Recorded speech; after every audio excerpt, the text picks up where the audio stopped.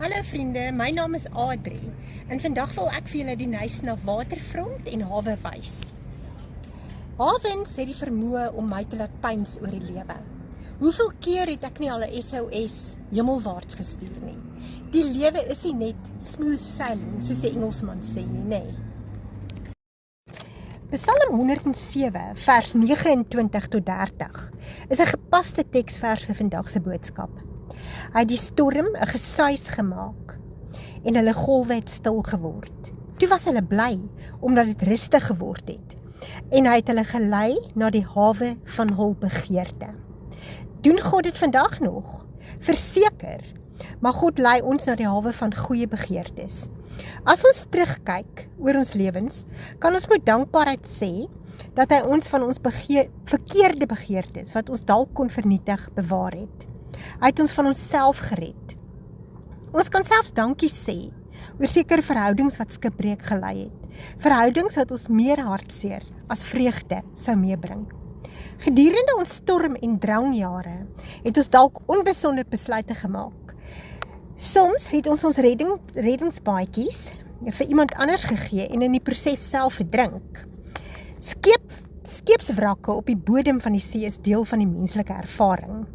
Maar gelukkig sê 2 Korintiërs 5 vers 17. As iemand in Christus is hy of sy 'n nuwe skepsel. Die ou dinge het verbygegaan. Kyk, dit het alles nuut geword. As die branders genadeloos oor jou rol, leer jy om na jou enigste ware anker, Jesus Christus, te gryp. Jy leer wat Jakobus 1 vers 6 beteken. Dat jy in die geloof moet bid, sonder om te twyfel, want hy wat twyfel is soos 'n golf van die see, wat deur die wind gedrywe en voortgesleep word. Jy leer om die seile telkens weer te span. Ons maak steeds foute, maar ons het die wonderlike wete dat ons 'n hoëpriester het, wat medelee met ons swakhede het. Hy verwag nie van ons om op eie krag op die water te loop nie. Soos Thomas Mack se lirieke van Friend Who Can lei. I can't calm the raging seas and walk the waves of Galilee, but I know a friend who can. Die God van tweede kanse staan gereed om ons te red.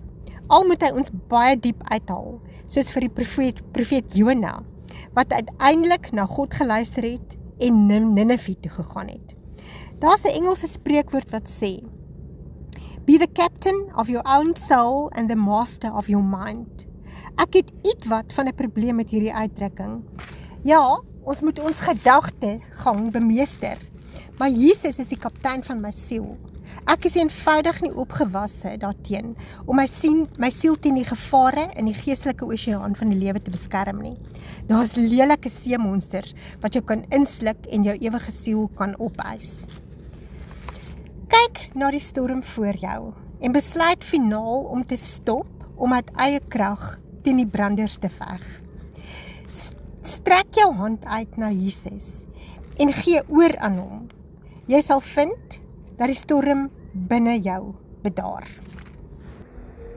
So maak Jesus die stuurman van jou boot. En jou boot, wat jou lewe simboliseer, sal nooit op die rotse loop nie. Jesus is jou veilige hawe. Tot volgende keer. En onthou, die beste kom nog. Shalom.